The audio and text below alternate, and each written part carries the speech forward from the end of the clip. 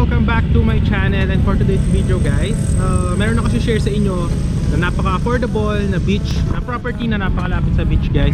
Ito yung highway natin, yan. Ito is Calatagan, Batangas. And 5 minutes from here is, ano na siya, parang bayan na ng Calatagan. Nandiyan yung mga market, hospital, schools, yan. So yung ating property, dito tayo nag-park. So accessible siya by car or by motorcycle. So diretso lang po tayo dito around 5 to 6 minutes going to the property. So yeah, yung property is yan. Katabi niya yung mga floating cottages and yung mga sandbar, Little Boracay on soon. Bawa, gusto niyo siyang ilagay for Airbnb. Ito yung going from Manila. So let's go straight ahead po dito sa property. So pupunta ako kayo dyan with drone shot. So 3, 2, 1, let's go to the property. So after 5 minutes po is nandito na po tayo sa property. Ito na po actually, pwede na po kayo maglakad dyan. Meron po mga rentahan dito ng mga floating cottages. Papunta po sa ating mga sikat na beach dito sa Calatagan, which is si Little Boracay. Kung narinig nyo na po si Little Boracay, napakalapit lang po yan dito. Pwede po kayo may kasama kayong full family or pwedeng solo lang, no? Pwede po kayo mag-rent ng balsa dyan going to that one. And dito guys, napaka sariwa and tahimik ng weather. Yung property natin is ito na siya mismo. So pre-selling po ito. This will be a property, gated community with parks and playground for amenities. So ang magiging entrance po niyan is this one. Yan. Ito po yung ating available. Yan. Ito po. This will be a 8 meters na road po, and then there will be lines for electricity and water, perimeter fence upon turnover. And syempre, dito po kasi nakita nyo is lupa pa lang, no? So syempre para makita nyo muna and ma-appreciate nyo siya is paliparan muna natin siya ng drone shot na makikita nyo dito. In 3, 2, 1, here po yung ating drone shot.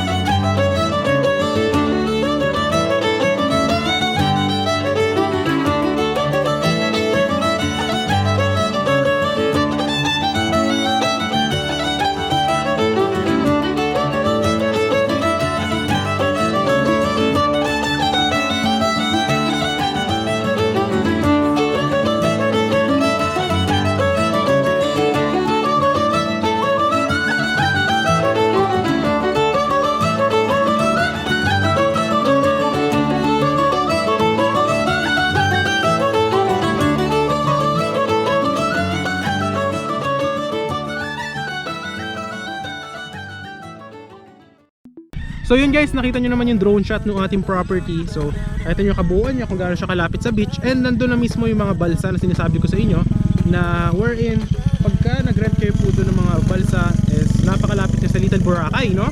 So ito pong mga daan na to, yun po yung dinaanan natin from the highway, no? And napakalapit lang po yun sa bayan, dito po sa Calatagan, Batangas. And then ito, pag niretso nyo naman yan, meron yan labasan papunta doon sa may floating cottages din po. Pwede rin kayo mag-rent ng mga cottages.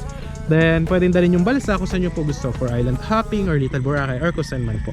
So good na good siya. Actually this one, good investment siya if you are looking for affordable na property na malapit sa beach, na pwede sa future gawin mo for Airbnb, ganyan. Kasi any house design po ito upon turnover.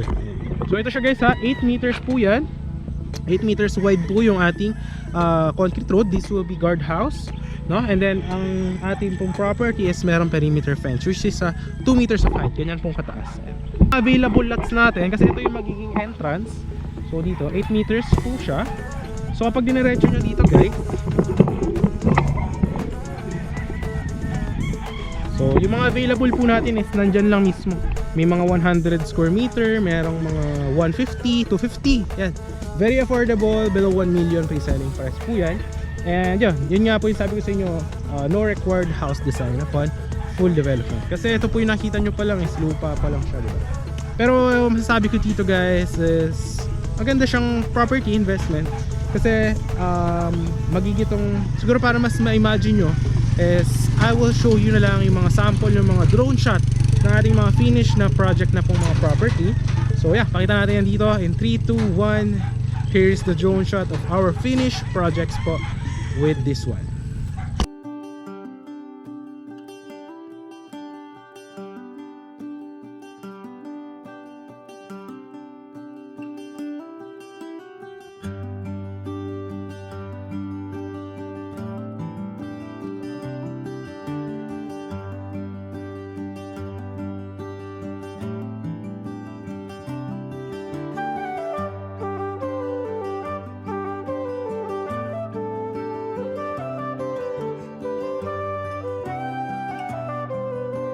Yun guys, nakita nyo naman yung mga sample ng finish natin ng mga project, di ba?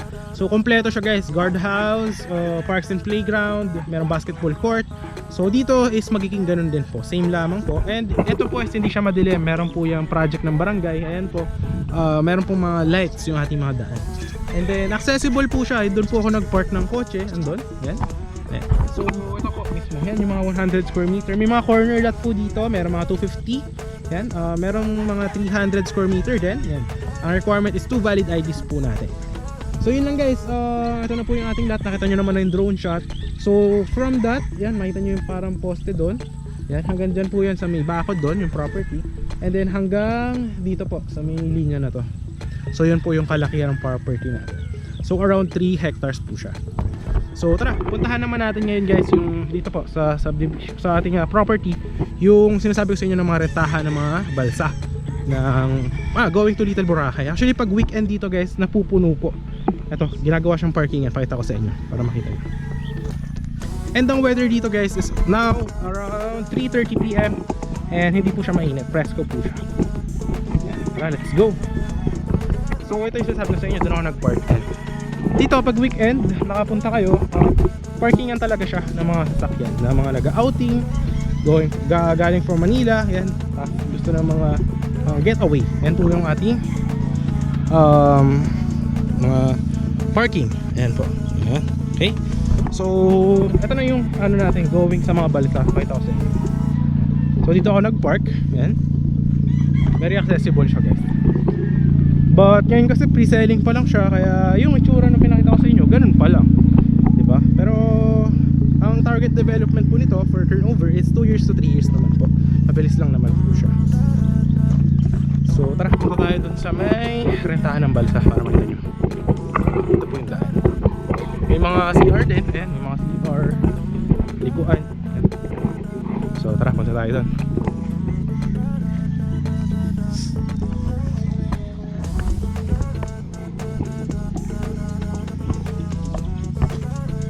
So yan, dito guys yung daan pupunta doon sa may mga balsa. Alam ko nakita nyo naman sa drone shot natin yung mga balsa.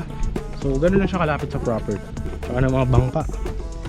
So good ano siya, investment. Bawa kasi yung mga tao kapag weekend nagre-rent sila dito. So after nila magpunta kung saan beach sila galing, is pwede ka bawa, naisip mo yung property mo, gusto mo ipa-Airbnb yung gagawin mong house, rest house. So yun, pwede mo siyang gawin gano'n. Low tide ngayon. Ayan. So ayan po yung mga balsa na nirerentahan actually kapag weekend, Saturday, Sunday dito. Today kasi is Wednesday. So ayan, lahat po yan makikita mo, book po yan, nakabook. Tapos go-going po yan ng Little Boracay. Yung Little Boracay papunta lang po yan doon, malapit lang, mga around 10 minutes from here. So White Beach po talaga. So yun lang naman guys yung ating property tour for today. Actually ito yung sa mga pinaka-affordable masasabi kong investment na ma-offer ko right now. So yun lang naman guys yung ating property tour for today. Hope na nagustuhan nyo po ito. So yun lang, kung may inquiry kayo, message nyo na ako sa Viber, WhatsApp. Andun lang po sa number yung sa may screen, yung aking Viber number and WhatsApp. Kung may mga gusto po kayo i-assist ko or what, or questions. Yun na po guys, hope na nagustuhan nyo. Ay nagustuhan nyo, kindly hit naman yung ating like, share mo rin to other people, and syempre huwag mo kakalimutan i-subscribe yung ating channel and hit the notification bell para sa mas marami pang mga videos. So yun lang guys, once again, it's John Critch po. Maraming salamat sa panonood and hope you are having a great day.